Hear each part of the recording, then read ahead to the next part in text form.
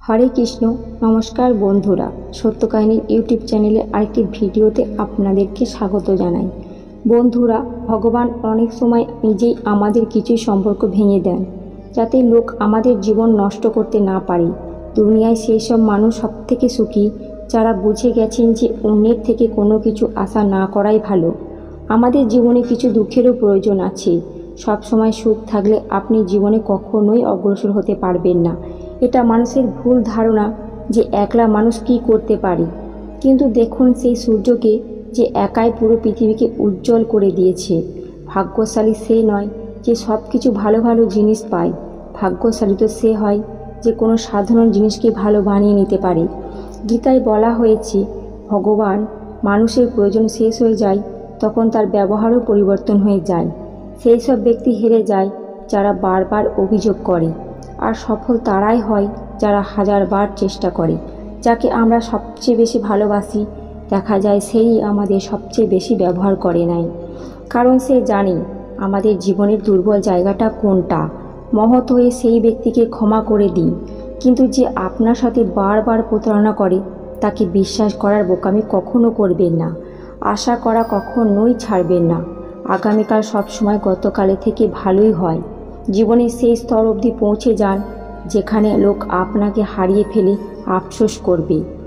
জীবনে কখনো নিজেকে অন্যের সাথে তুলনা করবেন না। আপনি যেমনটাই হন না কেন সেটাই কিন্তু সর্বশ্রেষ্ঠ। ঈশ্বরের প্রতিটা সৃষ্টি সর্বোত্তম হয়ে থাকে। নিজেকে কারোর সাথে কখনোই তুলনা করবেন না। তুলনা করা মানে হলো ঈশ্বরের সৃষ্টির অবমাননা করা হয়। মানুষের মন তখনই ভালো বন্ধু হয়, কিন্তু সবসময় সব থেকে শত্রু হয়ে যায়। যদি মন আপনার কাছে জিতে যায় তাহলে সেটা আপনার শত্রু হয়ে যায়, আর যদি আপনি মনের কাছে জিতে যান তাহলে সে আপনার সত্যিকারের বন্ধু হয়ে যায়। যদি আপনাকে কেউ নজর এড়িয়ে যায় তাহলে দুঃখ পাবেন না, কারণ লোক সবসময় সামর্থ্য অনুযায়ী অনেক মূল্যবান জিনিসকে এড়িয়ে যায়। সেই সব মানুষের পিছনে কখনো দৌড়াবেন না যাদের কাছে আপনার কোনো গুরুত্ব নেই। শ্রীকৃষ্ণ বলেন যে ভুল ভ্রান্তি মানুষের হয়েই থাকে, কিন্তু সেই ভুল শুধরানোর চেষ্টা সেই সব মানুষই করে থাকেন যাদের মন পরিষ্কার হয়, আর সম্পর্কগুলো যারা কখনো হারাতে চায় না। জীবনের সবথেকে বড় অপমান সেই ভরসাগুলোকেই হয়ে থাকে যা আপনি অন্যের উপর ভুল করে রেখে ফেলেছেন। কখনো কখনো মানুষ শান্ত হয়ে গিয়ে নিজের ভিতরে ভিতরে গুলিয়ে যায়, অর্থাৎ সে হেরে যায়। আবার কখনো কখনো তো নিজের কাছে নিজের ভাগ্যেরই, আবার কখনো কখনো আপনজনদের কাছে। জীবনে নিজেকে সব সময় দেওয়ার চেষ্টা করুন, কারণ আপনার প্রথম প্রয়োজনীয় জিনিস আপনি নিজেই। মনে রাখবেন, প্রয়োজনের থেকে বেশি ভালো হবেন তো প্রয়োজনের থেকে বেশি ব্যবহারও হবেন। প্রত্যেক ব্যক্তির কর্মে বিশ্বাস করা উচিত, কারণ এই পৃথিবী হলো কর্মের জগৎ। কর্ম আপনার হাতে, কিন্তু ফলাফল নয়।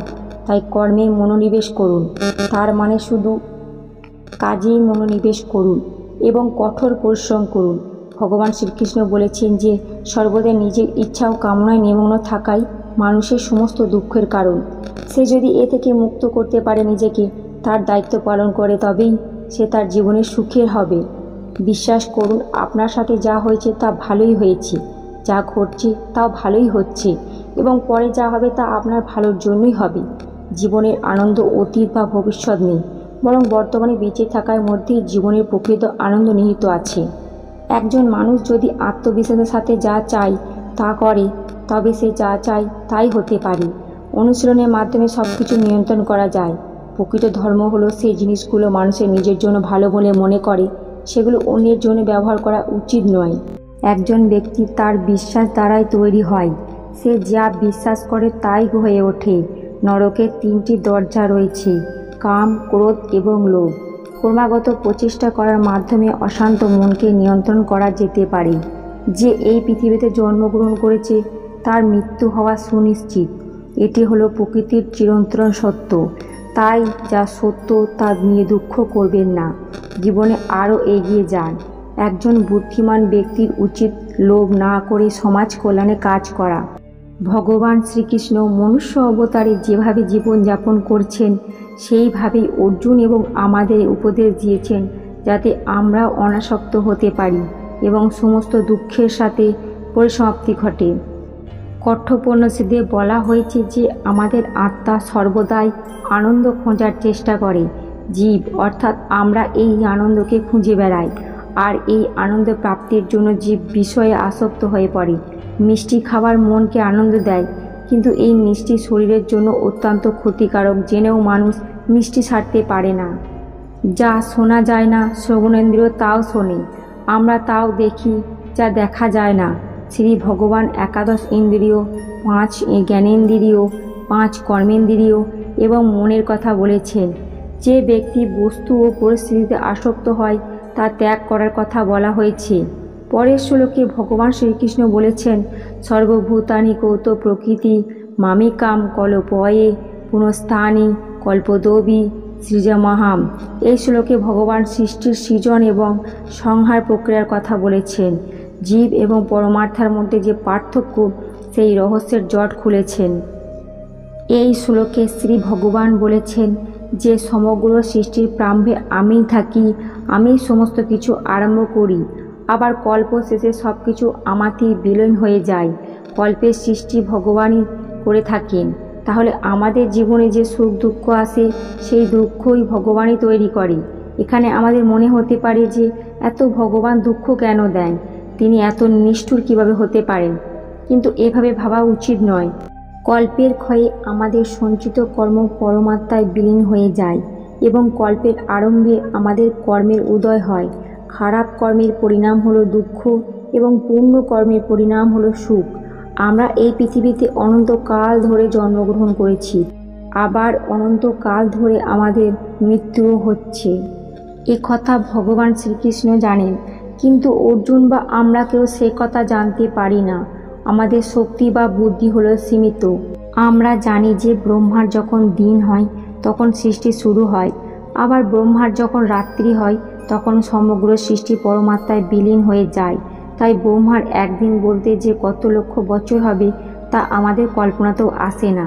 যদি আমরা এই কাল দেখি গণনা করি তাহলে আমাদের অস্তিত্বই খুঁজে পাবো না। নদীর প্রবাহে যেমন একটি পাথরখণ্ড ফেললে একটি বুদবুদ তৈরি হয়ে যায়, আবার থেমে যায়, আমাদের জীবন হলো তেমনি। আমরা জন্মাই, আবার পর মুহূর্তে শেষও হয়ে যায়। গীতার মধ্য দিয়ে যদি জীবনকে দেখা যায় তাহলে সুখ দুঃখ জন্ম মৃত্যু সবগুলো এতই ক্ষুদ্র হয়ে যায় যে তার আর বিশেষত্ব থাকে না।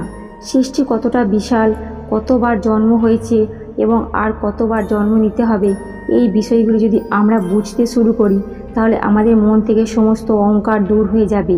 ভগবান বলেছেন, অনাসক্ত হতে যশ মান কীর্তি টাকা পয়সা ইত্যাদি কিছুই প্রাপ্ত হয়েছে, সেসব নিয়ে কি হবে যখন আপনি থাকবেন না, অর্থাৎ নদী প্রবাহের সেই বুদবুদের মতো বিলীন হয়ে যাবেন, তখন এসব কোথায় থাকবে। তাই পরের শ্লোকে ভগবান শ্রীকৃষ্ণ বলেছেন, এইসব হলো নশ্বর, সবই শেষ হয়ে যায়, সকলই অস্তিত্ব মুছে যায়। ভগবদ্গীতার আরেকটি অন্যতম শিক্ষা আমরা যেটা পাই তা হলো কর্মফলের প্রতি প্রত্যাশা বা আকাঙ্ক্ষা না রাখা। ভগবান বলেছেন, হে অর্জুন, কর্মের ফলের উপর প্রত্যাশা রাখলে সেখান থেকে কামনার উদ্ভব হয়, কামনা থেকে অসন্তোষের উদ্ভব হয়, অসন্তোষের থেকে ক্রোধের উৎপন্ন হয়, আর ক্রোধের থেকে মোহের উৎপন্ন হয়। মোহে মানুষ আচার ব্যবহার জ্ঞান ভুলে যায়, জ্ঞান ভুলে গেলে বুদ্ধি চলে যায়, মানুষ অনুচিত কার্য করতে থাকে এবং সমাজ এরূপ ব্যক্তির শত্রুতে পরিণত হয় এবং অন্তিতে এরূপ ব্যক্তির পূর্ণতায় পতন ঘটে। তাই হে অর্জুন, সমস্ত কর্ম তুমি মনে মনে আমাকে সমর্পণ করে সমবুদ্ধিরূপ যোগ অবলম্বন করো। মতপরায়ণ হয়ে সর্বদা আমাতে চিত্ত নিবিদ্ধ রাখো, তাহলেই তুমি আমার কৃপায় সনাতন অবিনাশী পরম পদ প্রাপ্ত হবে। তাই আমরা আমাদের দৈনন্দিন জীবনে যাই কর্ম করে থাকি না কেন, সবই সকল কর্ম ঈশ্বরের চরণে ঈশ্বরের কাছে নিবেদন করাই উচিত।